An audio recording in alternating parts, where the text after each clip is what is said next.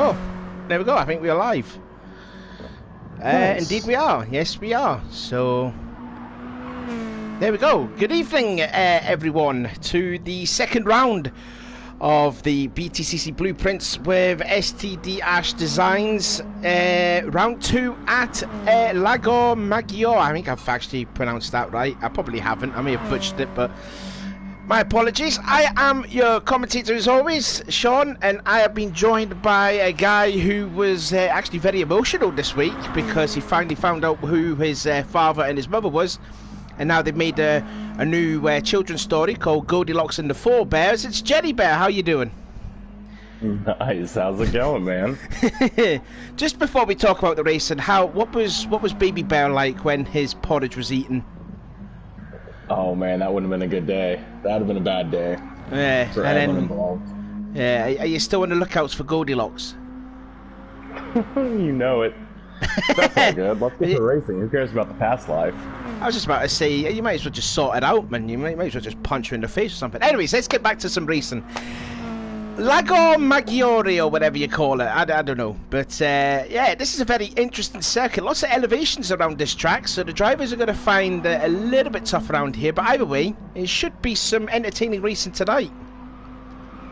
Yeah, it's a fantastic track, you know. It's one of those tracks that GT makes to kind of, I don't know, it's a fantastic track. It has a lot of different sections. It's got a technical section, a straight section, and then, I mean, it has like one of the coolest hairpins in the game. So it's a pretty fun track in all honesty.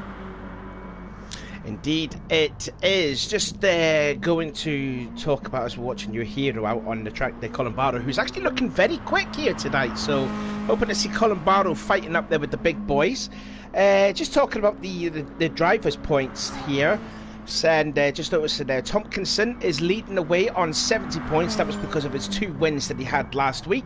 Ben Milden sits second in points on 64, and Sean Cool, Tompkinson's teammate, on 63, and McEwen on 62. So you got second, third, and fourth fully separated by 2 points there. Piper on 58, who was heartbroken last week with that last lap pass from Milden at the on the last lap at the Nürburgring. Jordan Hogan, who is unfortunately not going to be here because of family grievances, so you know, our thoughts and wishes are with Jordan.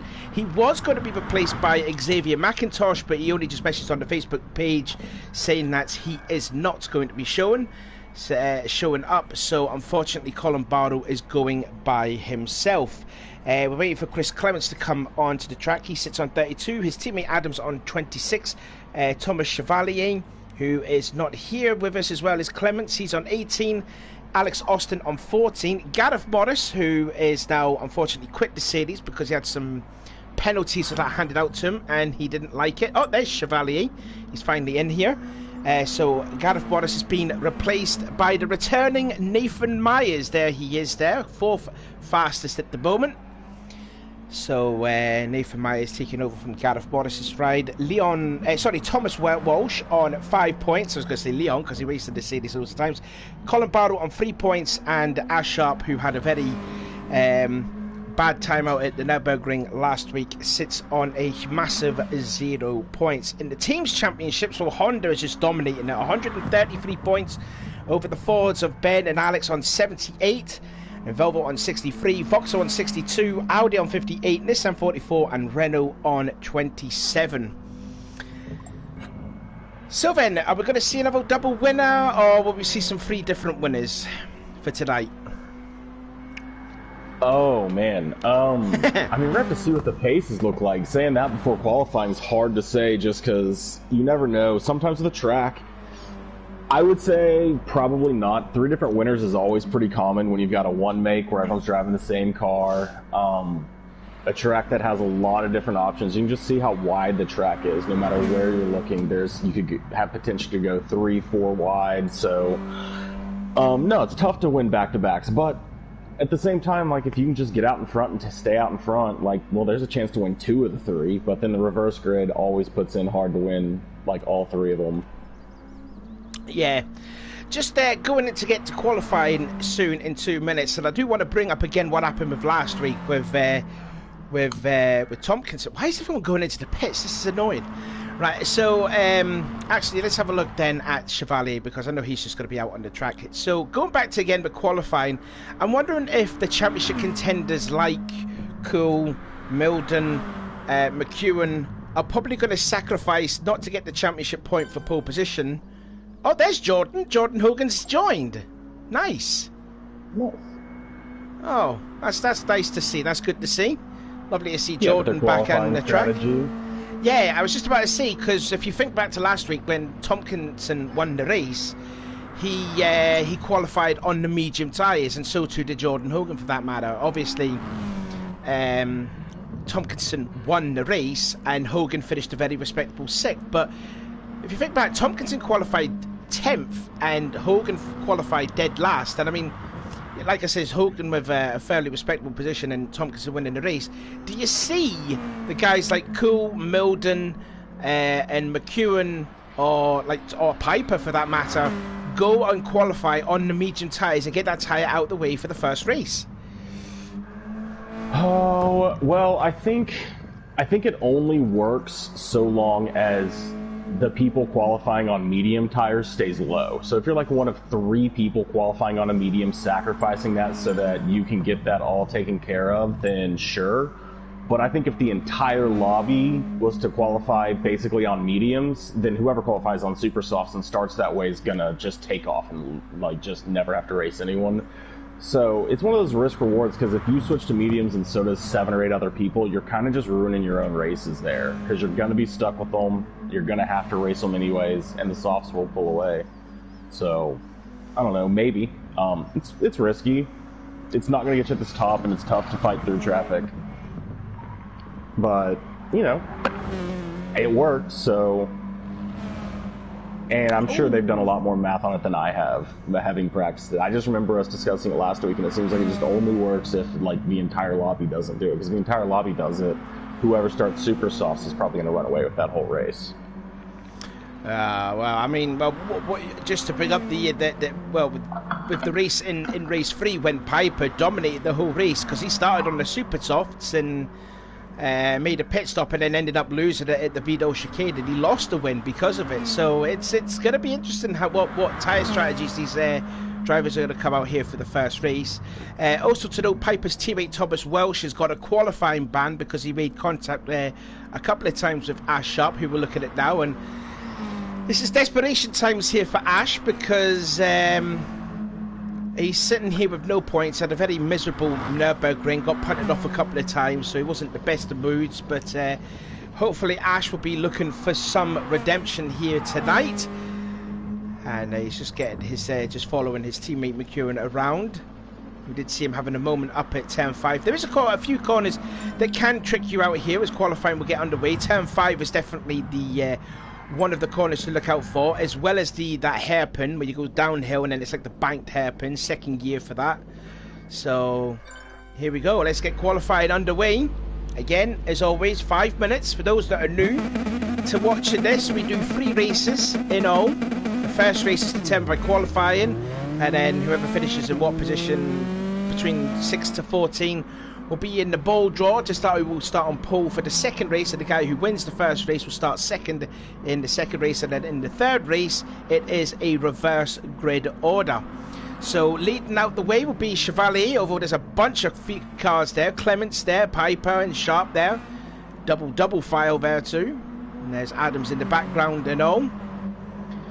Coming up to this rather annoying turn 4, which feels quite fast, but it's very understeady because you go over, look at that nasty bump over there, and then downhill past the first sec there, and then in towards turn 5. Clements is going for the mediums. He's the only one. Is he the only one starting on the mediums? I mean, that might be a smart move, I think. No, that's Adams there, Sean. What are you doing? I'm trying to find him. Where is he? There he is. So I'm thinking if Clements is doing what Tompkins is doing in the first race, I mean, it may come a smart move here. It may be a smart move, but it seems to me everyone's going to start on the super softs apart from Clements. I mean, the goal of it, right, is to just jump in the pits pretty much as soon as you can with tires, that is. and switch over to your super softs, because that pit stop's going to drop you way back with no traffic. Then you can just run qualifying laps on super softs basically until people start pitting. If the whole track goes into pit, you just go by everyone. Very interested there. Sorry there to cut you off there, but just noticed their Sharp there just went off, turned the opposite direction at the hairpin. That was a very interesting moment. And again, Sharp there not having the best of seasons already. But he's back on track now. Probably would have lost a little bit. So yeah, it was an outlap. Hope he didn't get any help from whoever that was behind him. And I mean, if that would have been Piper, I mean, well, Piper apparently is on a warning, so you know he's got to be on his best behaviour now for the rest of the season. But we know him what Piper's like. He can be a bit of an aggressive a racer. Because if you do try and pass him around the outside, he will push you off the track. So Piper's going to have to be a good little boy here today. Obviously maybe still feeling a bit heartbroken from that race 3. Could have had the win in the bag before losing it to Milton.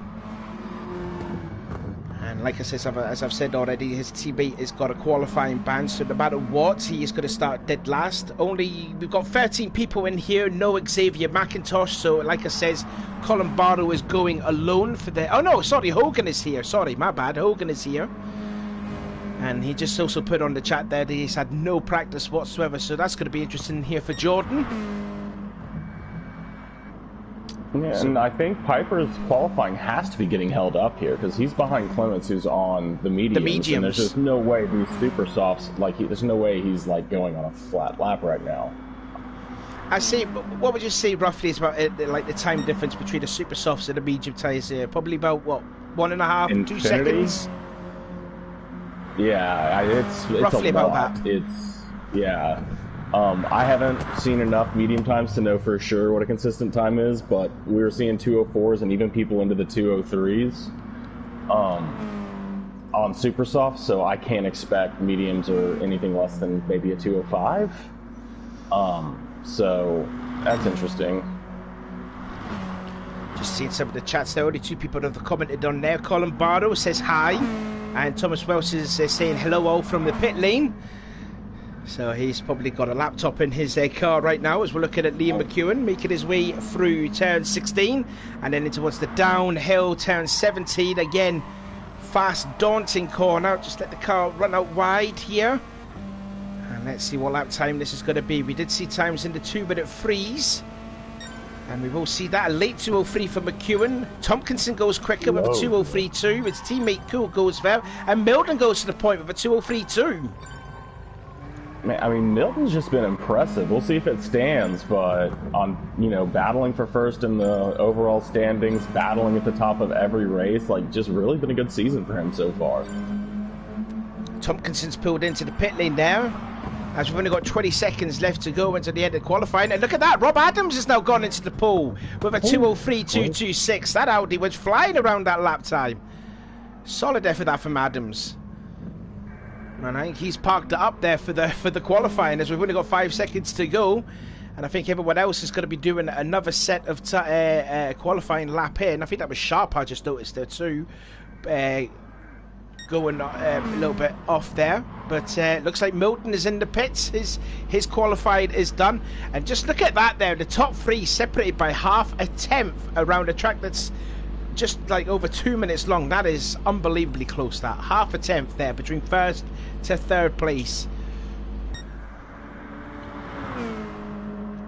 Now, but here we go. Look at Sean Cool here going into turn 11. Yeah, well, Austin's on a red lap, so his is pretty much over. But Liam and Sean, I think, are both still on hot laps. Yeah, they're both on hot laps, but I just noticed there Sean put a couple of tyres on the kitty litter on the exit of turn 11, so his time is going to be destroyed because of that, and he's 3 tenths down, so he should park it up there. I think everyone else is good enough to do yet another qualifying lap. We'll see what McEwen can do. He's fit. Sixth place. That timing is just for them to finish this. As soon as they hit the line there, qualifying's over. Here we go then, let's see what McEwen could do. 203.8 was his time, 6 tenths off pole. He'll probably go quicker. And he will come across the line and goes into 5th place. 203.484. Cool does not improve. Alex Austin, we look at that, just put a couple of wheels on there. Jordan Hogan does a better time of a 2:04.1 as Austin pulls into the pit lane. Chevalier in 7th, and he's just went quicker, only just.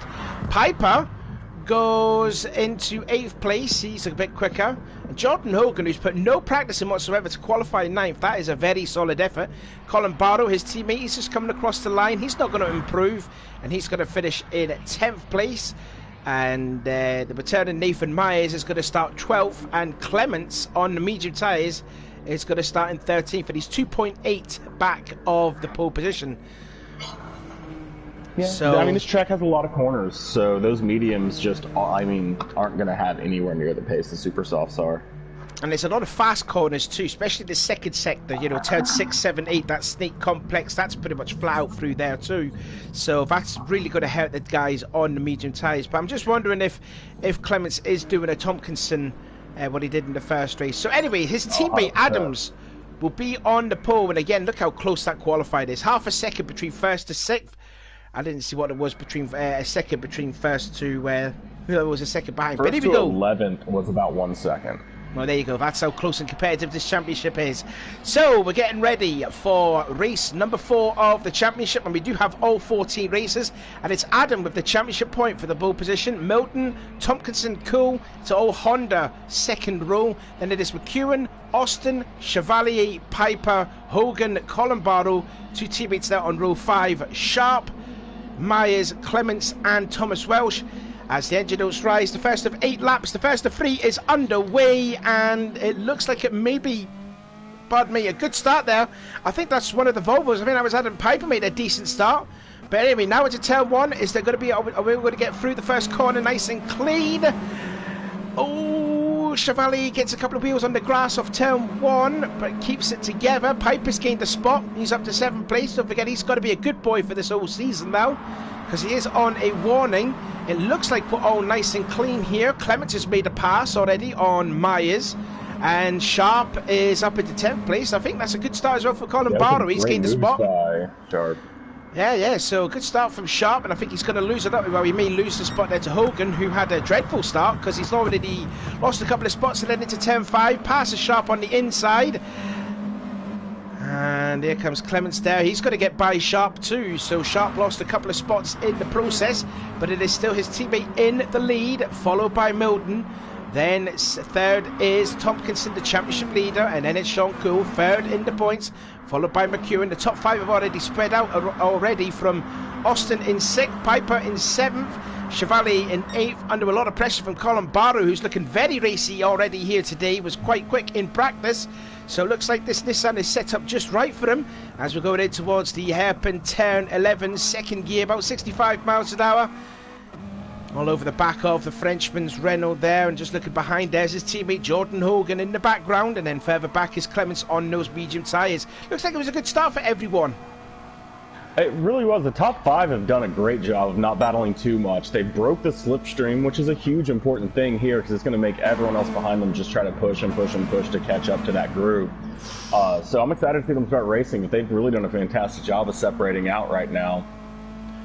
Just looking on board with the season 8 champion Lee McEwen there. Oh, and I think the 2 Hondas may have made contact with each other. Milton's on the grass there. He's going a different way. And now look at McEwen. He's going to thread the eye of the needle with the 2 Hondas, and he's going to possibly gain 3 positions. What a brilliant opportunistic pass there from McEwen, from 5th to 2nd on the straightaway.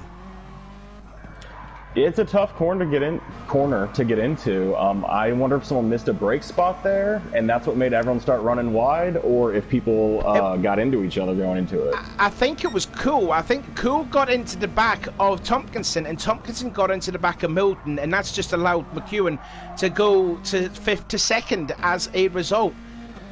Well, and it's brought everybody into this battle too. Everyone's in flip all the way back to like 9th. Here comes Milton to the inside of McEwen in turn 5, and that's 2nd place back for the Ford, or is it? McEwen onto the grass. He's going to lose that momentum now. He may lose a few more spots. Side by side, they were cool. They're free abreast going into the snake complex. And Milton just holds on to 2nd place, Cool into 3rd, and now it's allowed Piper, Chevalier, and Alex Austin now in the mix. So it's just what is it, like a 20, oh, three abreast again, the two Hondas and the Vauxhall side by side, going onto the straightaway, and they made no contact there too, so great racing here, but it looks like it is a 24-wheel disaster here for second place. I mean, Adams is just smiling and driving right now as he looks in his rearview mirror at everybody going 3 and 4 wide through the S's and stuff like that. Look at them all just being single file. Chevalier trying to look on the outside of Piper going in towards turn 12, this flat out section of the track. Cars are up into 5th gear. Look how close these cars are there. Second to 9th is about probably like 1.5 seconds between each other. Oh, McEwen runs a little wide, and that allows Cool to look onto the inside. In fact, Tompkinson's got up into 3rd now, and McEwen's all that hard work the last lap is going to go up in vain here, because now Piper's going to have a look on the inside at turn 17, and he tries to put a block on Piper, and now Chevalier's on the outside of Piper and gets into the second place. Austin's touching a bit of the grass, and Jordan Hogan's too in the process. I like Hogan's positioning, honestly. He's getting to watch everybody else battle and then just choose his opportunities when they open up from... Oh, Meldon's off, going in towards turn 1. He may have had some help there with Tompkinson. We're going to have a look at a replay here. Cars usually react like that when they get hit. Well, let's see what happened here. So going in towards turn 1. Oh, he tried to do the cross back on Milden, and it never worked, and Tompkinson could be in trouble there. He was on. Yeah, he's surrendering it right now. Yeah, he was on the outside of Milden, and then did the cutback to try to go to the inside at turn 1, and it didn't pay off. And the championship leader in a spot above it here, and he's let Milton go by. So we saw in the situation himself, but I don't think it's going to allow the stewards to get away with anything like that. But anyway, it's put McEwen back into second place, and Piper up to 3rd. I mean, it's definitely shaken up the top, 4 or 5 right there. And, I mean, fair play to surrender the position. I've made that move before and messed it up. It's tough. You got to race hard to win, and sometimes you mess up. So down into 9th place now goes the Honda driver, the championship leader. And Colin Barrow's also there too. He's battling with the likes for this ongoing this battle for second place. But the gap now between the leader to second place, 3.6 seconds, and we're only on the 3rd lap. I mean, that's honestly not as much as I thought it was going to be with how hard everyone behind was battling. I mean, we can see Adams running by himself. He's in the 203s. No one else is getting that close to 203s, but I bet he would rather be in the lower 203s as opposed to almost 204s, because, I mean, he could probably think 3 laps in, he could probably have another second right now. Right, I'm just looking on board with Adam's teammate Clements. He has made that pit stop. He's now on the super soft tyres, and he's 11 seconds back up his teammate. Shortcut in turn 15. So that's turn 16, my apologies. Yeah, indeed. So yeah, that's making up time. Yeah, and in fact, Tompkins is going into the pits as well as Walsh. Walsh also started on the medium tyres. Alright, because we also forgot, because he didn't qualify on the mediums there. So out goes Tompkinson. He's now onto the medium tyres. He comes out now in 13th place, so Clements is ahead. But he's still 11 seconds back off his teammate. So watch out for Clements. He could be a threat here to be right up here. He's getting closer to the back of Sharp's Vauxhall, just in front of him. And then you've got the Nathan Myers Renault just ahead of him in that 10th spot. Yeah, I mean, Clement's biggest issue might be that he catches this huge train too early because they've been battling so much, and he actually gets started into battle before he got an extra lap or so. But based on his times, if he can keep him down in that low 203 range and not slip up anymore, like, we know how hard 2nd through 11th has been fighting. Like, he's going to just fly by everybody who hits as long as he keeps it together. I want to give a massive shout out here to Jordan Hogan too. He wasn't supposed to be racing because of a family grievance, but there he is. He's put no practice in whatsoever. He's in a top 5 situation here. This is a phenomenal achievement, this from Jordan. I mean, yeah, he's been opportunistic, battling, just kind of, when you race your own race and just play off everybody else, if you do it well, you can work your way right up the leaderboards. Now, the thing that's always difficult when you have no practice is being consistent about that. Get it for 2 laps, get it for 4 laps, but, really stay focused, because you got to get it for all 8. And then again and again. Oh, the 2 Fords side by side through the fast turn 13. There's a bit of contact between the 2 Fords, and Milton gets at least a wheel on the grass. Austin on the inside, Milton on the outside. There's no quarters given between these two teammates, and look at Chevalier.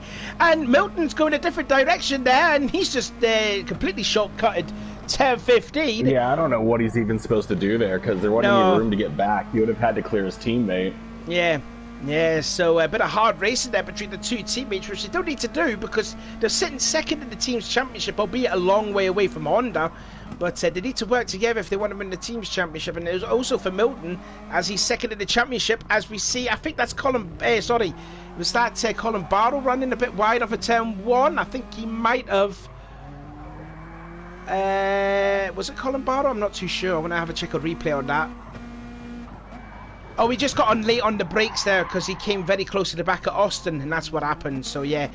So he's lost a spot there. Myers goes through, up into 9th, and Colin Barrow down to 10th. Yeah, I mean, you know, Colin Barrow is still running a pretty good race. His times aren't looking bad. Top 10 sitting right now with plenty of opportunities to gain some positions back. But Clements has finally caught up to the traffic, so he is starting to try to pass these people. At this point in time, so it is going to come down because he did run another 2:03. So he is actually running a faster pace right now than Adams is, but he's now in traffic and Adams isn't in traffic. So this would be interesting if he can keep that pace up while dealing with people all around him. I mean, the last time we saw Clements, the gap was 11 seconds. It still is 11 seconds, although he does have the second fastest lap. He's only 9 thousandths slower than the fastest lap time set by Piper in 3rd. So he is definitely catching up to the back of Colin Barrow as they're going through that lovely turn 11 hairpin. He's taking that through 3rd gear through there. And Tompkinson on those medium tyres still keeping in touch with Clements. Yeah, I mean, especially during that section, you can use that slipstream and really come through that. That banking corner just gives you a lot of leeway with the tires because you could just basically just slam it in and slam on the gas and it'll stick because it's so banked. So definitely if you can get with someone who has those softs, you might be able to get pulled around for a while, but you're going to end up in these real long sections and it's just you're never going to be able to keep it up for long.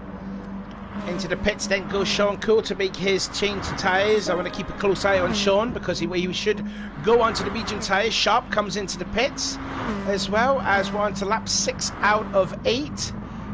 And let's see if Sean comes out on the medium tyres. And actually, what's more important though is that Coe came out ahead of Clements. So Sean is ahead of Chris. Yeah, and he's all over the back of Colin Barrow, who hasn't pitted yet. So he may get held up here behind the struggling Colin Barrow around here. Oh, in fact, he's going to get by him at turn 5 on the straightaway here. So through up into potentially 8th place now for Sean, and Clements seems to be falling back away from Sean. I'm wondering if the super softs are kind of struggling around here now. I mean, he's got traffic. They were coming out of the pits. Looking at the tire wear, I mean, they're starting to wear, yeah, but the amount of wear shouldn't be any more than 1/10 or so, maybe 2/10. Now, dirty air, when you get into slipstreams, especially like he just did there, where he's on a different line than everyone else, every time you slap through that dirty air, it just makes your car get all sorts of sideways. And it's not real comfortable to race through, which can get your lines way offline. I mean, maybe his tires are just starting to give out. Everyone seems to be battling back at him now. Yeah, it's probably just Tompkins the fresh medium. I bet those fresh mediums just... I mean, like I said, I love the mediums, but that would be interesting if that much tire wear on a super soft is the difference in between... Like, that can't be the right tire wear. He's got to just be having a rough race right there in the traffic.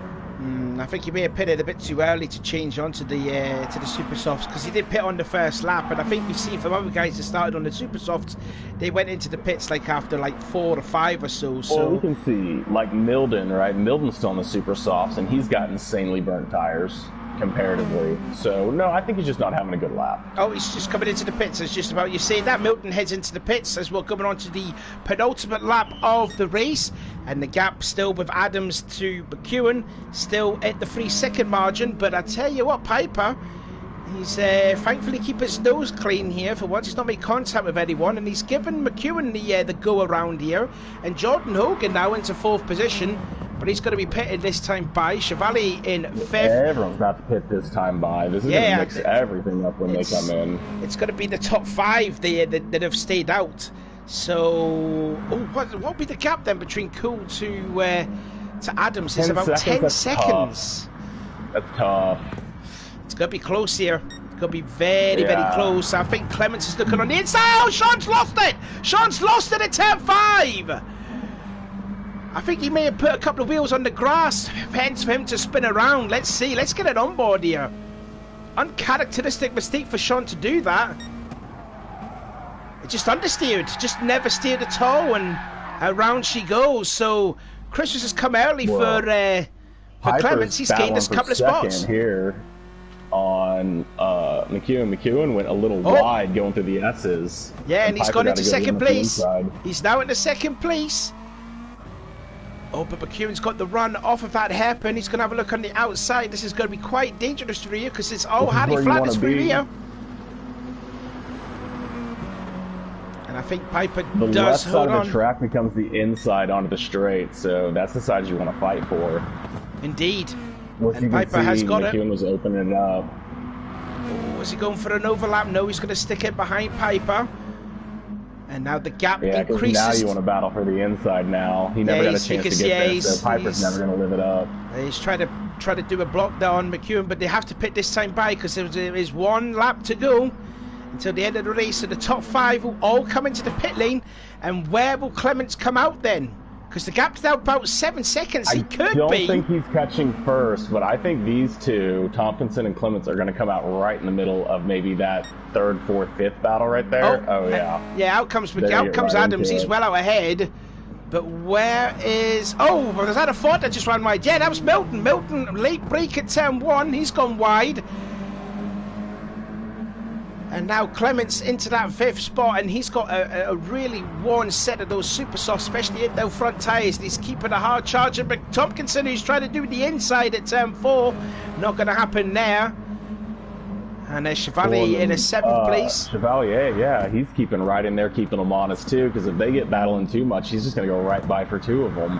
Thomas Welsh running a little bit wide off of turn 4, but holds on to that 9th place. So there's the recovering Sean Cool into 10th place under some pressure from the returning Nathan Myers in that Renault there. Nearly gives him a little love tap too in the process, but it looks like Rob Adams has got race 1 completely sussed out. He's still ahead of Piper about 2 seconds, but nearly 3 seconds, but it's a battle for 2nd place between Piper and McEwen, and now he's going to go into slipstream. Going defensive. He is going heavily defensive, going in towards that hairpin, turn 11. He's going to go park his car. If they slow down too much here, it's going to open up behind him. It definitely is, and Hogan's not too far back. Good driving between the pair of them, and again, McEwen gets a good run. Meanwhile, they're 3 abreast behind for 5th place. Tompkinson's put a couple of wheels on the kiddie litter, and Chevalier's 2 there. He's on the outside of Tompkinson, and he may have got that 6th place, I think. But we're still concentrating for the 2nd place battle with Piper and McEwen. Piper's still defensive. Yeah, still heavily defensive, and now look at this. Hogan is now in the background. He can mix it now to try and get on the podium. I'll tell you what, for the guy who didn't practice around here, that is a very solid effort. But meanwhile, it is all rosy for the pole sitter, and race winner turns out to be, yeah, indeed he will. So Adams, he won the final round of the championship last season. He's going to win race 1 here, side by side across the line. And it's just going to be Piper, then McEwen. The gap was only just half a tenth, and McEwen in 4th. Clements does hold on to that 5th place. Tompkinson will finish 6th. And Chevalier, very impressive effort there to be in 7th place. Ben Milton 8th. Thomas Welsh, who didn't qualify at all, he'll be happy with 9th. Sean Cool with that moment on lap 7, he will finish in 10th. 11th will be Nathan Myers. 12th will be Alex Austin, who really fell all the way back there. Colin Bartle 13th, and yet again Sharp in 14th position. That's a very interesting first race now. I mean, yeah, it's pretty much what you kind of expect from Lago Maggiore, is that they're going to get separated into groups. Obviously, everyone's trying to stay with that leader, but if the leader gets away, he's going to just make his own group, and then everybody else is going to separate into their groups of races. And, I mean, yeah, I was impressed with 6 people keeping it together for the entire race. Because realistically, it was a battle for 2nd, but 6th place was only about a 2nd back from them. Like, they were battling right behind them, too, so... Yeah, pretty much, you know, the leader got to take his own little race, and then second through about, ninth or 10th just raced themselves for anywhere between second and 10th. Honestly, super impressive. Milton got all the way back up there. He had a rough race. A couple people had super rough races and climbed all the way back through everything, so it's pretty crazy. Yeah, again, I can't praise him enough there, but Jordan Hogan there didn't practice at all, lost a family member early this week and gets a top 5 finish. I mean, that's a sensational effort there from Jordan. He'll be absolutely chuffed with that. As well as Clements there, because he started on the medium tyres and he finished in 5th place. And Thomas Welsh, the other one to start on mediums and finished at a very respectable 9th place. But it's kind of opened up the championship now with Tompkinson finishing 6th and Milton 8th and Cool in 10th. It's definitely allowed, I think, by my reckoning, it's going to put McEwen to the championship lead after that race. And also the fastest lap set to Adam Piper as well. So I've got myself the ball draw here for round 4. Well, we're just looking through position 6 to 14. Tompkinson is number 6. Chevalier is bowl 7, Milton is bowl 8, Thomas Welsh is bowl 9, Sean Cool is bowl 10, Nathan Myers is bowl 11, Austin is bowl 12, Colin Barrow is bowl 13, and Ash Sharp is bowl 14. You're probably hoping it'll be Colin Barrow yet again, so here we go. I've got myself a bowl. He didn't defend well enough. He wasn't my style of aggressive. He let a lot of people by. We need someone who's crazy aggressive on their defensive. We need a real good defender to get that ball. Here we go then. Let's see who is going to start on the pool for race number 2, and it is bowl number 12. So Alex Austin will start on the pool for race number 2, and Rob Adams, the winner of race 1, will start second in race 2. So Austin was battling up there, but then he had a couple of moments with his teammates around the last sector of the track. So hopefully Austin can do a little bit better here in this race now that he's starting on the pole for this race. Yeah, I mean, definitely, you know, everyone's got to have their elbows out in this racing. I've come to learn very quickly. Like, if you give the apex, they're going to take it. If you're side by side, don't be surprised if someone's car touches your car, because they're probably not going to completely cut their car across. So, yeah, it's going to be exciting to see how he battles with it, knowing that, you know, everyone's going to be hunting to get him. It's really a race to turn 2. Turn 1, you're not going fast enough, and then turn 2, that little straightaway, if you can get a little bit of separation out of that, like, that's all you need. You just need to not be side by side through the entire first sector. You've got to try to get your own little area to race in, because you want to use the whole track, not just the left side or the right side. Sorry, I was just eating a strawberry when you were talking there. Yeah, what you were saying was completely right there. Definitely. I was going to say something, but it's just gone out of my mind after eating that strawberry. Anyways, it'll probably come back to me, probably not. But anyway, we're looking here at... go on, you go. Oh, I was going to say, just being aggressive. Like, the problem is if you start on the left side as pole, I think doesn't the pole start on the left side here? I'd want to start on the right side if I was pole, because it isn't a race to that first left-hander, it's a race to that first right-hander. Okay, yeah. And I think the pole's going to start on the left, so, like, if I'm in his same position, I'm late braking really hard into that first corner, because I want to push whoever's in second all the way to the right side of the track. I'll even leave the left side open, because whoever's in 4th behind me can take the inside, because we're not racing to the left or racing to the right. So I'd try to push whoever's in second all the way to the right side of the track. Like, you know, clean as you can, but definitely run it as wide as you can while leaving a gap for a car there, and then just win that race to the second corner instead. Because if you can line up straight there and they're battling side by side, you can easily get 1 or 2 seconds within the first lap of them battling if you can just get your own little race for a lap. Just noticing here Jordan Hogan doing some lovely donuts there. He'll be still very chuffed to finish that 4th place in race 1. Just noticing here too that it looks like the Honda drivers are going to start on the medium tyres for race 2. And we are still waiting for a couple of drivers to enter. I think Sharp is one of them. And so is someone else too. And I'm trying to figure out who it could be. I see 14. I only see 12 though. I think a couple of them haven't entered. Let's have a look.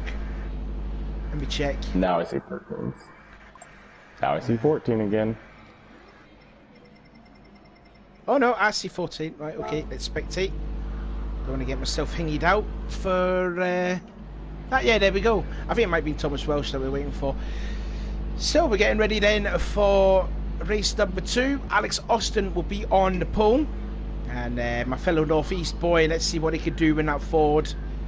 Because he needs a good result here in this race after finishing in a very poor 12th place. After battling with his teammate up at the bunt for that 2nd place, but then faded away towards the end. So we'll see what Austin can do in race 2. So this is the race 5 of 18. And like I said, Austin on the pole, followed by the race 1 winner Rob Adams. 3rd is Piper, McEwen, Hogan, Clements, Tompkinson, Chevalier, Milden, Welsh, Cool, Myers, Colin Barrow and Sharp bringing up the rear.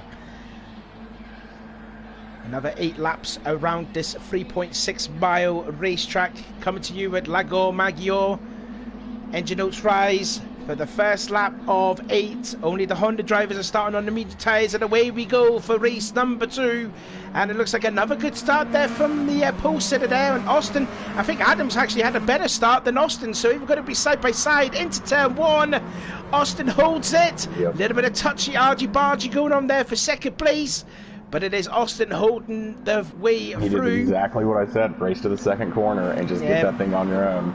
So good solid start there from McEwen, and now Piper in that 3rd place all over the back of the Audi driver of Adams as they're making their way over that little kink of turn 4. And I think they got the 2 Renault drivers side by side too. And then you got the Colin Barrow at the back of the field, and I think Sharp has already gained a spot. In fact, they're going to be 3 abreast going into turn 5. Colin Barrow on the inside. Chevalier has made a terrible start. He's down there in 12th place. Don't know what happened to the French driver there, but I think he qualified in 8th place. He's already lost 4 places on, just about at the start of the race. But it's still Austin with the lead. And then here comes the cavalry from 2nd place on back. I wonder how Austin's feeling right now. I know anytime I end up in the lead of a race, my heart starts beating, my hands start sweating a little bit, and it's like, you really got to calm yourself down and just be like, you know your break points. You're not going to magically gain 2 seconds or something like that. You just got to hit your lap times. That's what I'm like when I'm playing Fortnite. Here comes Tompkinson around the outside of Clements in turn 11. He may get forced out, nearly makes contact again by his teammate Sean Cool. And again, the 2 Renault drivers again side by side, Myers and Chevalier.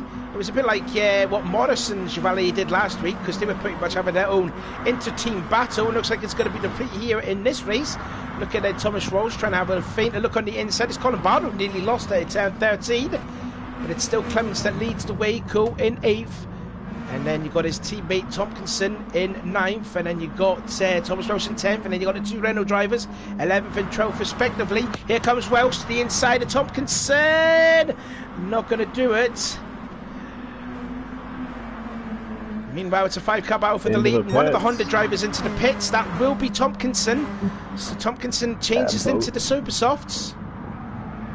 That's just interesting. We saw last time it felt like they started to burn up a little too much coming in on the very, very first lap. But it seemed like everybody who started on Super Softs for the most part went all the way to the last lap. So, you know, it probably works out just the same. Yeah, it was about top 5 that went into the pits on the last lap as Piper passes away through on the inside of Adams. That was a nice pass. So Piper up into 2nd place. And now it's a 6-car battle for the lead. And it looks like it's a 6-car battle for 7th place. Sorry, 5-car battle for 7th place. Yeah, I mean, what a move by Piper, because to get the pass done coming out of that corner means you set that up at least 2 turns ago, because that's a whole flowing section. Like, you're not going to be able to pass in one section unless you've been setting it up the whole time.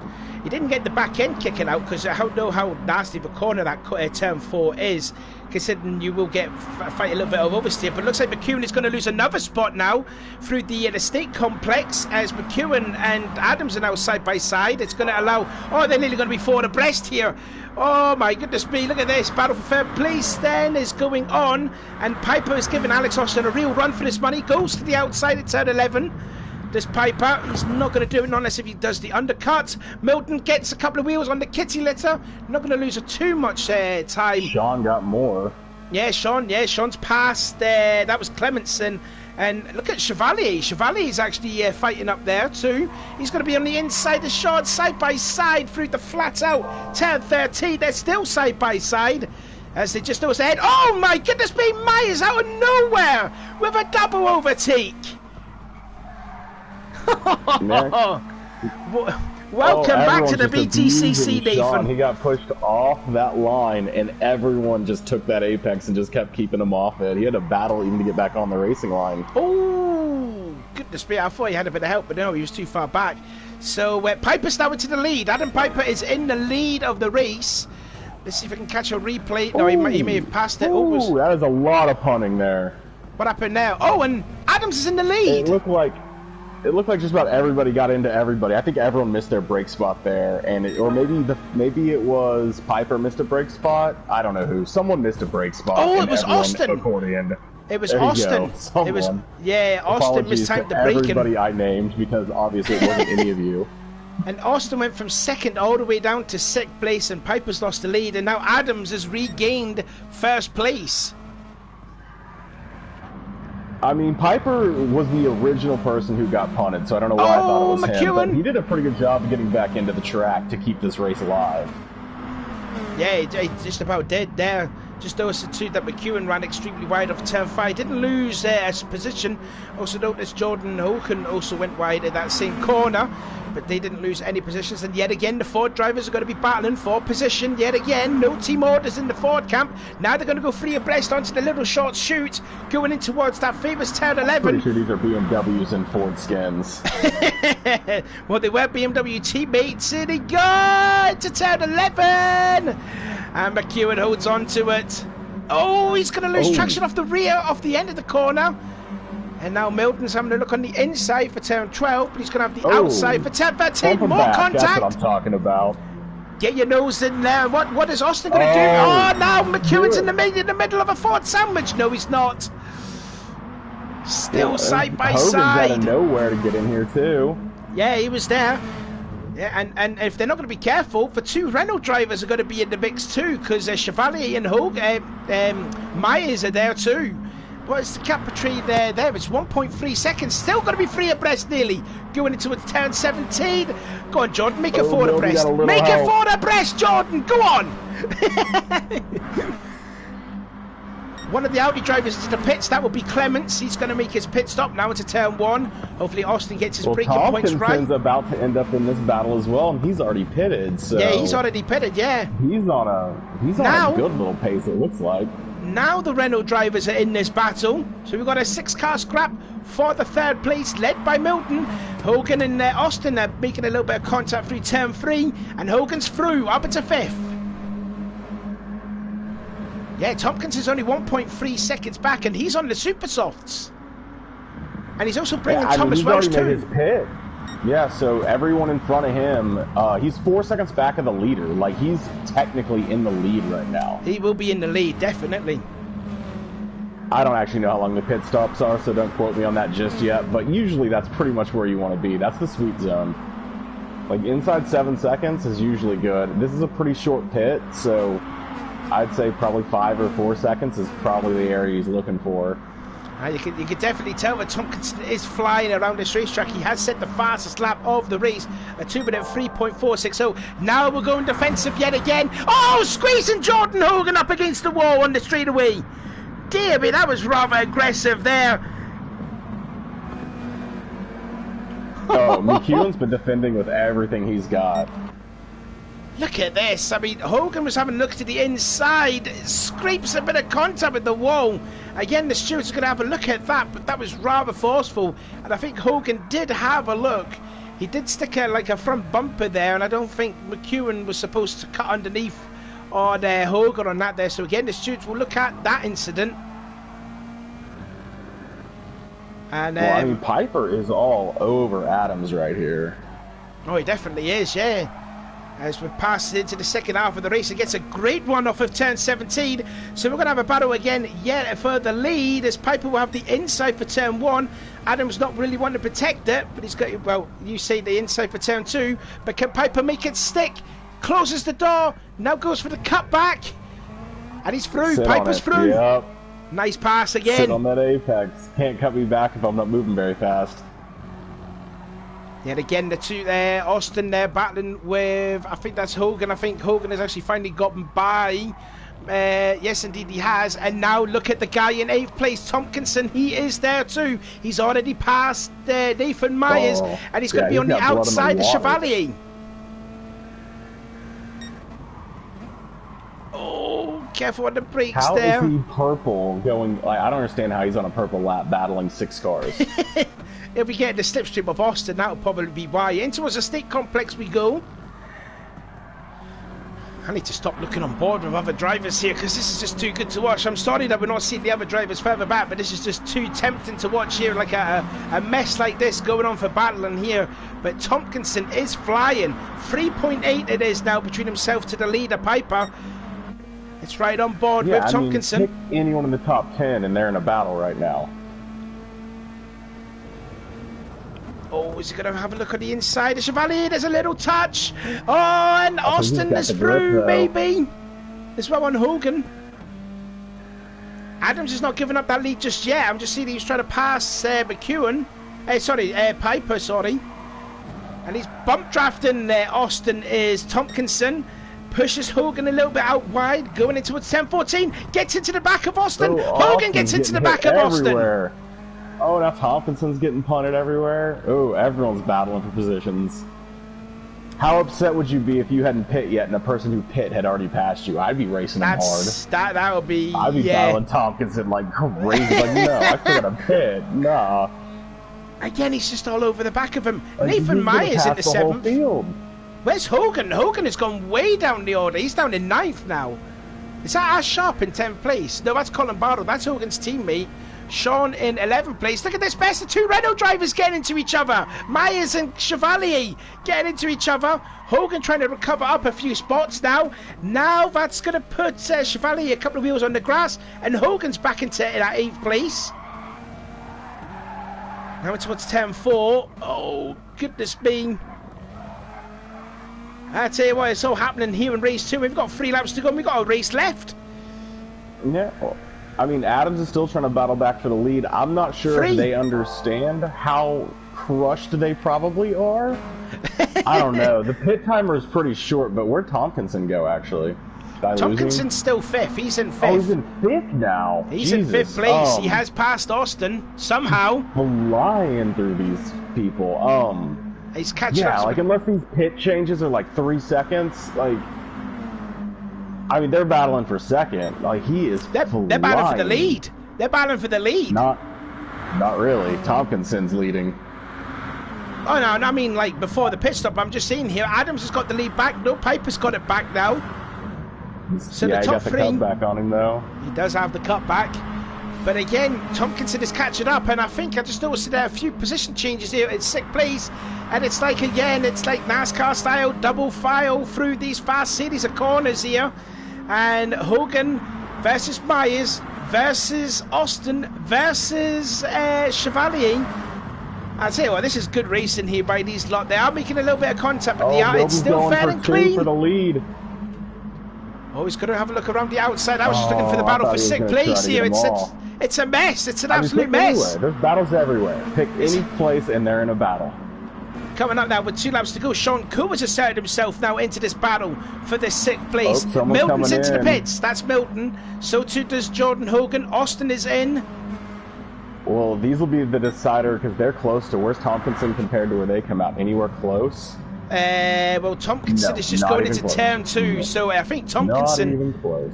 Tompkinson is going to... Tompkinson's got this crushed. Yeah, Tompkinson is going to have this race sewn up here in race number 2, which therefore means he will start at the back. Mistake or something. If he keeps the pace he's running right now, yeah, he's got these guys crushed. He's about to pass them before they've even gone in yet.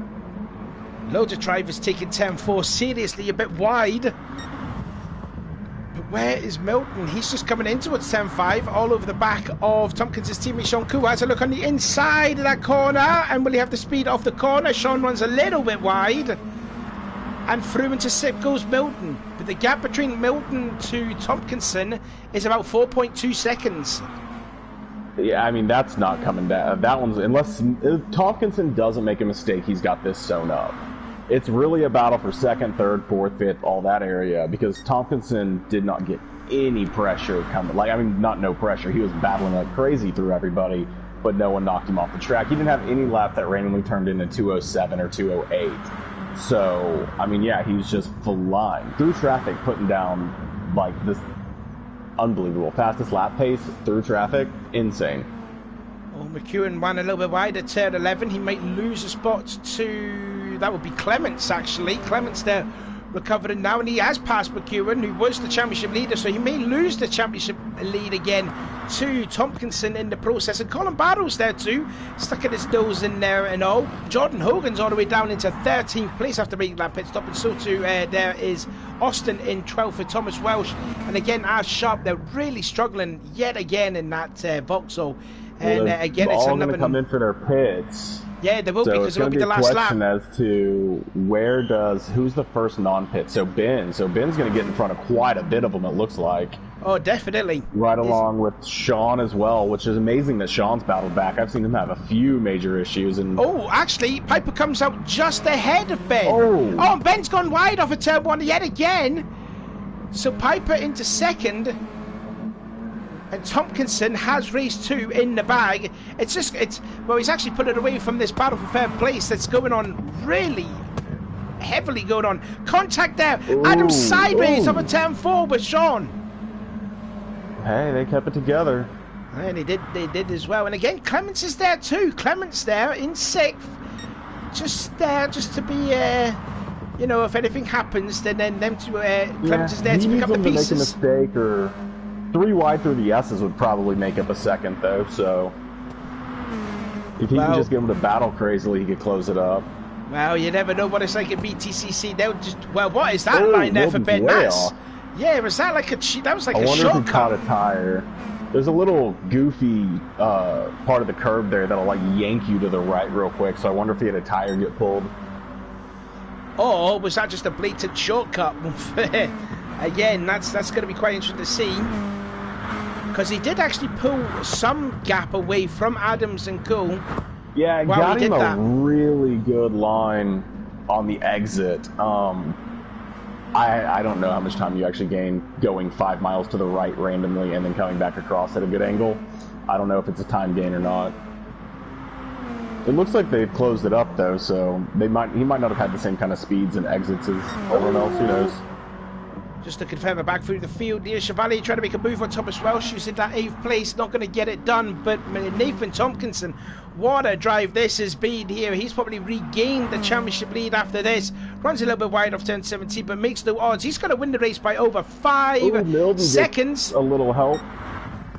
But he's still going to hold on to third place. A move on Milden. Yeah, he's trying to do, but he's not going to have that much time. Piper comes across 2nd, Milton 3rd, Adams 4th, Cool 5th, Clements in 6th, and that was one of the Renault drivers, but it's Welsh that just gets it ahead of Chevalier. Nathan Myers in 10th, 11th goes to Austin, 12th is Colin Barrow, he finishes ahead of Jordan Hogan, and then Ash Sharp there, who's having a real baptism of fire in this championship, and he is going to finish last yet again, but he's going to start on the pole for race number 3. In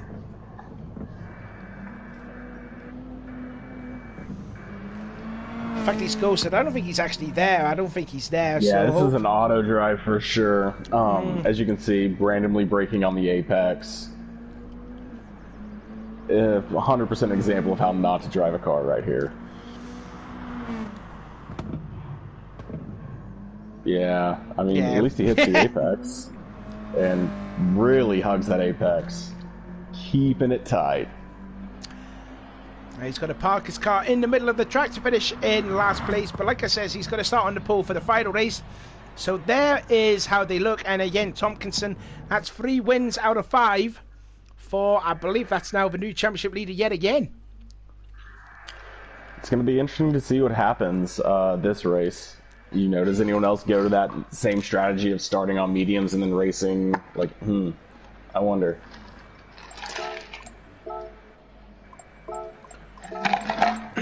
So here we go yet again, looking at the results from the second race. Tompkinson wins. The gap 5.2 seconds at the Piper. Milden third, Adams fourth, Cool fifth, Sickness Clements. And McEwen struggled in that race there to finish in 7th place after being third for the majority of that race. Welsh and who was that? Chevalier 8th and 9th, then Nathan Myers 10th, Austin, Colin Barrow, Jordan Hogan and Sharp bringing up the rear, but it's going to be Sharp and Hogan that's going to start on the front row for the reverse grid. Now usually race 3 is always the frenetic, the carnage race, so are we going to see that again for tonight, this race? Oh, at Lago? Absolutely. 100%. For sure. I mean, like I said when we were talking about the intro, the track is huge. It fits 5 cars on it. So, I mean, if you can drive 5 abreast down the, like, back straight or something like that, or 5 abreast down the front straight, they probably will. I mean, I wouldn't put it past them. So, yeah, I expect, like, insanity. You know, everyone's fighting for position. Everyone doesn't want to lose a position. That is so beyond obvious that no one wants to give up a position. The races aren't quite long enough. You know, it's not like we're doing one 24-lap race where you can give up a position on lap 3 and get it back on lap 18, right? You gotta, like, race hard for each race. So no one's giving up positions. We already saw that, you know, a couple of them can really battle through traffic. So yeah, it's gonna be intense. I expect it to be nothing short of mayhem. Just getting back to Sharp here. It looks like he's actually back now. Yeah, I remember what happened in last season because he did start. That's how he closed the gap up so much. What was that? So Ben's line was crazy bad. He slowed down, and that's how that gap got closed back up. Got you. Because I was like, it must not have been that good a line if they closed this gap back up because it looked bad. So I guess he braked on the straightaway or braked into the corner or something like that to, like, penalize himself for the huge cut. Oh, mind you, having the slipstream after turn 10 to 11 towards that hairpin, you do get at least about if you're within the slipstream of another, it's you gain about at least 3 tenths on the guy ahead. So there you are, maybe. Yeah, but slipstream distance, like, yeah, it's been nerfed. You got to be pretty close to pull slipstream, right? Like 7.5 seconds, maybe a second if you're lucky, but not really at 7.5. I'm pretty sure. So no, he gapped them for sure. Like they weren't pulling on slip or anything on that straight. But we're on to the final race now. Indeed, and it will be Sharp on the pole, followed by Hogan, his teammate Colin Barrow in 3rd, Austin, Myers, Chevalier, Welsh, McEwen. 9th is Clements, Cool, Adams, and then Milden, Piper, and the race 2 winner Tompkinson at the back of the field. But Sharp, he managed to get a 2nd place here the last time he raced in the reverse grid at race 2 at St. Croix back in last season. He's got a good jump though over Hogan as the field make their way in towards turn 1 for the final time. Oh no! Contact! And Hogan's through! Hogan is through, so Sharp back down to the 2nd place, and Colin Barrow being shoved down even more. Bit of sideways there from one of the Volvos. Oh, it was Colin Barrow. It was like someone got pushed real wide. Yeah, I think because Hogan was on the inside of turn 1, and now here comes Austin. Austin got into Adams. Oh, they're all good. Don't worry, they're good drivers. They're good, yeah, and I think he's slowed down just to let them go by, so it's all still, you know, happy families of that. It is only 1 lap into the race, but look at it again. Oh, someone's off! Someone's had a huge off there at turn 5. Who was that? That is Sharp! Oh, no, Sharp. Yet again, what has happened? It's not been the season for Sharp here. What happens to him? Oh, he just gets hit really hard by Chevalier. Don't bump. Oh, dearie me. So, I tell you what, Sharp cannot get a break. Right? He cannot catch a break. He started quite high up in race last week at the Nürburgring, and he gets shoved all the way back to last place, and here he goes yet again, gets punted from the rear hard by Chevalier, and that's his race done yet again. So again, another non-point scoring finish for Ash Sharp, unfortunately. Meanwhile, Hogan is really checked out. 2 seconds over Austin and Chevalier. He will be under threat from the stewards after that incident. I mean, the main people to keep an eye on against him right now, if he stays checked out, is McEwen and Clements and Tompkinson, because they're on mediums. Everyone in front of Liam is on super softs. So there is an actual tire gap going on, so they're needing to gap these mediums, and some of them are battling so hard they can't get away from people on mediums. Yeah, just looking further back at the field here, see what... Oh, they're going to be side by side going into the pits here. Be careful! Oh my God, Adams and Go battling their way into the pits there. That was dangerous there. I tell you what, the stewards are going to have a long night after looking at these incidents, I'll tell you that.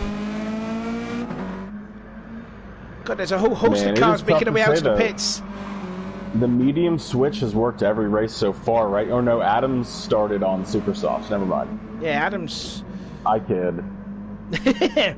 But he did start mediums for this race, and he comes out just ahead of Cole, but I don't think that rivalry's going to be finished between these two.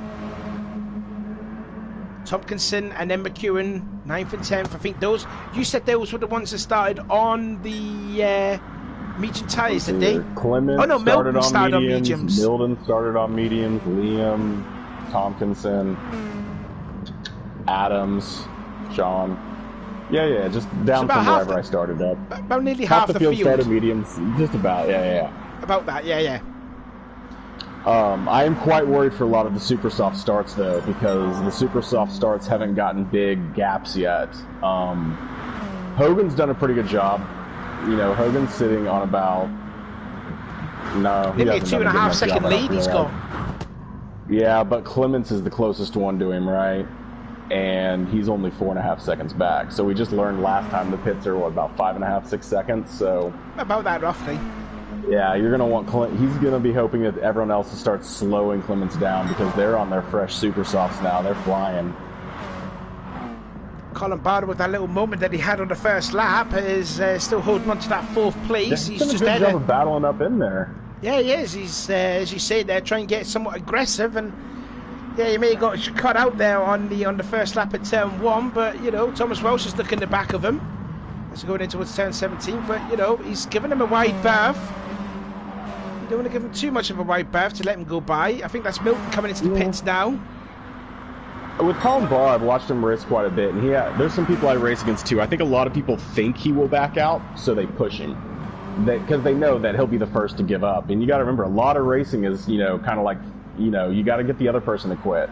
It's a little bit of chicken. So if you know someone's going to back out, if I'm racing you and I know you'll back out if I put a lot of pressure on you, I'm going to put a lot of pressure on you if I know you're going to back out of the corner. Yeah, and so you want to make sure you don't get an idea that, you know, if once some people know you back out, they'll start drawing blood on you. So you want to make sure you don't have a reputation of, like, not racing and fighting and, you know, sometimes putting your car against a car if people are racing you too hard. Clements is making a pass on Colin Barrow, just when you say that. Yeah, I think Colin Barrow's too much of a gentleman driver. I reckon he doesn't want to get into any of this, you know, argy-bargy sort of stuff. But there you can see he just went from 4th all the way down to 7th on just on that straightaway. So he's just pretty much let Welsh, Myers and that go by. And just hopefully if them three will make another incident, and then hopefully Colin Barrow will gain a few more spots there. But they're starting to catch up for the battle for 2nd place. Hey, it only takes one lap for you to not give up your position, dive down, and make a little bit of contact on someone for them to stop treating you like that, right? You only have to spin someone once before they'll stop treating you and bullying you. Well, like what you were just saying there, then Myers is sticking his nose in that battle there with Clements and Welsh, and now Colin Barrow's gained a spot because of it. He's getting aggressive. It's fun to watch. It wasn't the case that he was getting aggressive, it was just because that Myers just made contact with Clements into turn 11, and then Colin Barrow was there just to pick up the pieces. Well, but I will say that Hogan has been able to step up a little bit since he's gotten his own little air and Clements has had to work through, and he has gapped it almost up to 6 seconds on the nearest person he's racing against technically, who I guess I had that wrong because I thought he'd already pitted. Clements is pitted in from the super softs. He's going on to the mediums. That's a strange one there to be changing tyres then. There's a rule we don't know. I don't know. I mean, I can't imagine any good reason to run super softs for half the race and mediums for half the race. Yeah, that's a bit of an odd one, I reckon. That's a very odd one. Meanwhile, looking at, I think, McEwen, who was in 8th place, he may have lost the spot because Tompkinson's through. Now Tompkinson is starting to claw gains on that battle for that second, effectively, what, 3rd spot now? It's just ahead. It's hard to say. Yeah, probably. I mean, they've been battling good, but they're also, if you just look at their times, you can see their times are good, which means they're actually not battling. They're just kind of racing and giving up their lines and stuff right now because they probably know they still got to catch. Colin Barrow's trying to, yeah, that's exactly what I'm talking about. He backed out there. He could have been really, really aggressive against Thomas. He could have been real aggressive, not giving him the room to come back on the track, really, said like, no, you've now messed up. It's my racing line now. But he lifted off and moved over and gave him plenty of room to come back on the track, and that lost him a position there. If he just stayed agreed, he'd be in front of this whole group right now. It lost him 2 positions, yeah. I was just looking at the replay, because Thomas went wide in the first part of the Snake Complex, and through went Tompkinson and McEwen. So even though he was doing like the honest thing, the gentlemanly thing, he's lost positions as a result. Dude, it's so amazing to see because as an American myself, I don't race like that, and I don't think we have that reputation. So it's great to know we do have good drivers who will be polite with you because the rest of us won't. Like, I don't know why anyone else would expect it. Well, at least it's not racing NASCAR doing polite. The bump and run. Oh, McEwen, a different line. Thomas goes into the pits, and now through goes Sean Cool.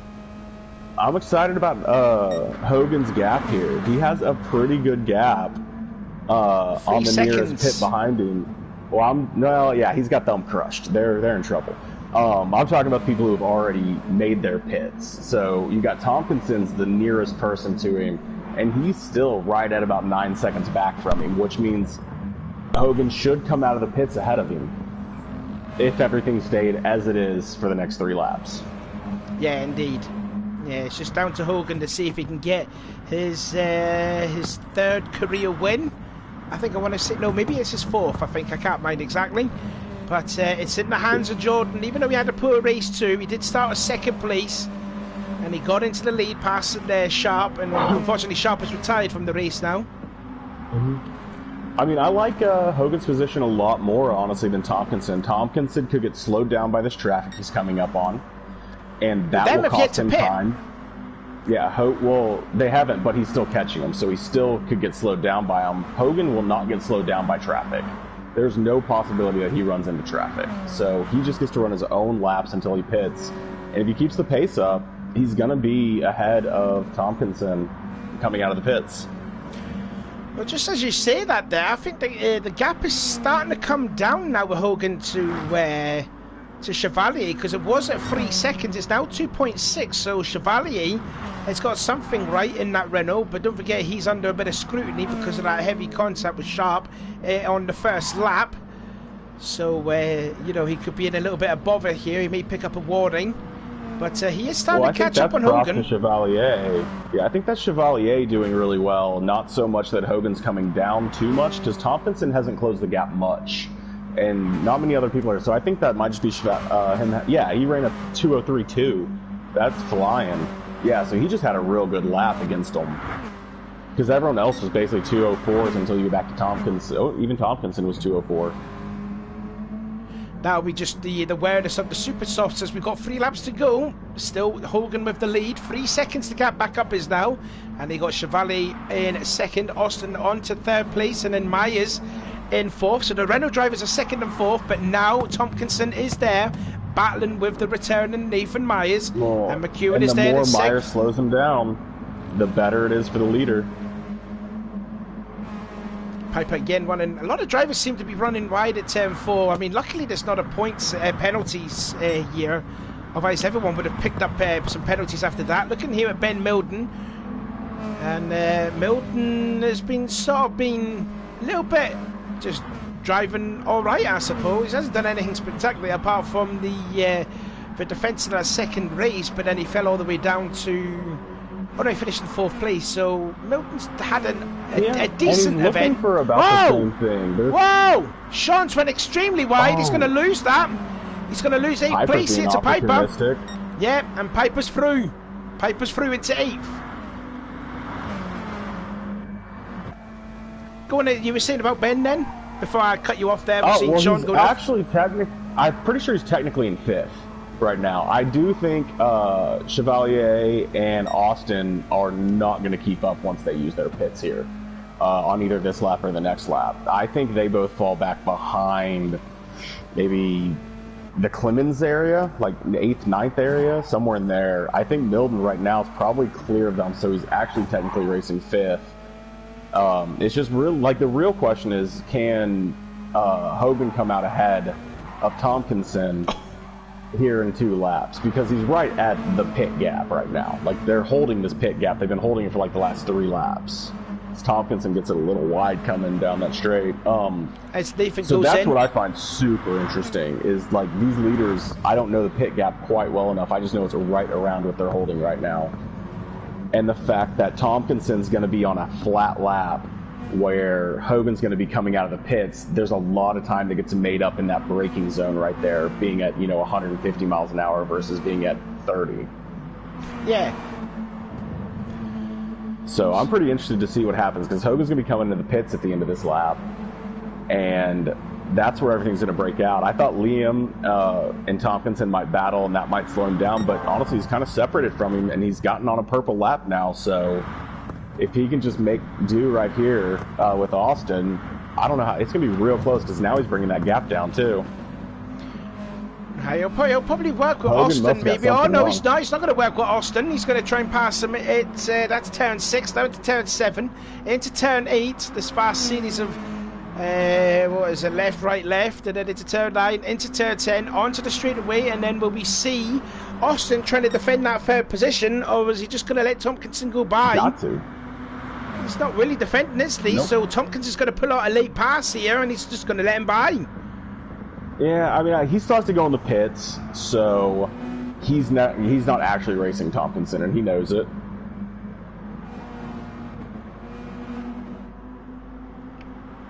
Does he stop to go in the pits? I think he does. Yeah, it's only just Hogan, as Austin runs extremely wide off of 13.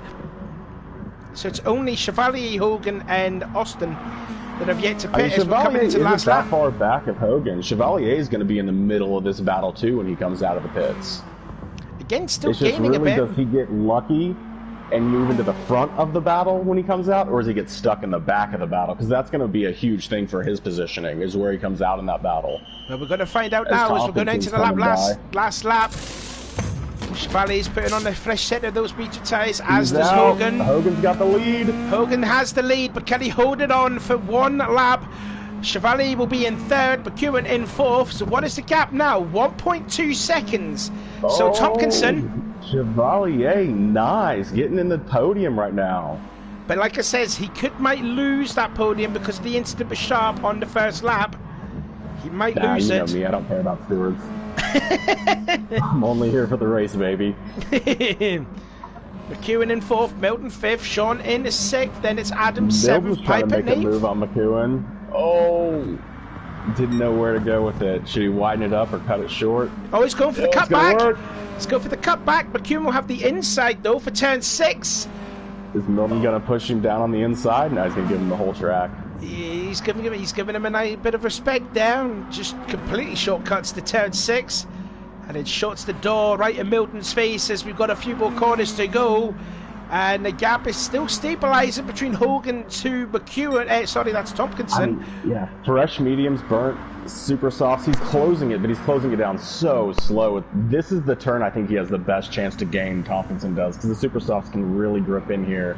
And if he gets on that throttle early, I mean, yeah. It's down 1.1. It's not enough. It's not enough. Yeah, I don't know that a 10th or 2 is going to be enough. He's going to do that a couple more times on these corners, but, I mean, there's just not 10 corners left. No, there's about 5 corners to go now at this rate. And again, that's where the super softs will come flying. Milton and McEwen are in a heck of a battle, though. Oh, and Milton's going extremely wide, going in towards 14 and 15. He's trying to go around the outside, and McEwen tries to cut him off. Milton's still there. And McEwen still holds on to that 4th place. Meanwhile, it's a battle going on right behind, but it looks like Hogan has got it done here. He is. He's going to go at the last corner. Trying to get a run, but yeah, it's so wide. It's not going to happen though. Hogan wins race 3. Tompkinson is second. Oh, Chevalier in Adams third. and Piper got into each other. Piper might beat him. He's got the line. Oh, Piper passed him. Piper just passed him. Piper passed Adams, as well as Myers just passes Walsh too. See if I can get a replay of that. No, we can't, unfortunately. So there you go. Can't get replays once it's final. Yeah. Yeah, that was a bit unfortunate, but there you go. Jordan Hogan. That was amazing. Jordan Hogan is yet again a British touring car winner. Congrats. Nice race. Just get out clean and just run your race, and it worked out. Everyone else had to deal with everything that he didn't. I'm pretty sure that's his 4th win. I know we had two wins on Tsukuba back in season 8 with the 98 cars. But like what I said at the start of the stream, we had 3 different winners in the 3 races. We had Adams winning race 1, we had Tompkinson in race 2, and then we had Jordan Hogan winning race 3. Yeah, I mean that's Lago for you. That's, just the tightness of the racing just means that anyone 1 through like about 10 had a chance to win that race, and then you flip it and it's like everyone has a chance to win every race. It's all about consistency. Yeah, definitely is. It's consistency wins championship, not winning the most races, well, except for last season, since Nicholas Carr won about 22 races. But there you go. That has been the second round of the GT Sport BTCC Blueprints with STDash Designs Season 10 at Lago Maggiore. Next week, I forget where we're at next week, Jerry. Help us out here. Where are we at? Why would you even try to throw that my way? Like, I have a clue. I looked at that the day you gave it to me, and I was like, cool, bro. I'm in. And I don't remember anything after that. Let me have a look. I can probably stall for a second. Dragon Trail. We're at Dragon Trail. Yeah, we're at the seaside. We're at the Dragon Trail. The infamous bus stop of death. So, yeah, we're going to see a lot of cars scraping the wall off the exit of that. But anyways, I've been there, Sean. What a worthless track. I'm excited for that. Oh, yes. I can't wait to see the murder at Dragon Trail. And I'm Jerry, guys. Thanks for joining. And, yeah, I can't wait for next week, too. I think it's going to be thoroughly entertaining, at least. So, yeah, that has been it. Congratulations to the 3 winners, and let's just hope and pray that our Sharp can get some serious points for next week, because he's under a bit of pressure now for being relegated from this championship. But anyway, the host has ended the game. I'm going to end the stream. You're going to have fun with Baby Bear again, playing trying to help him play better at GT Sport or something like that, and we will see you then for next week at Dragon Trail.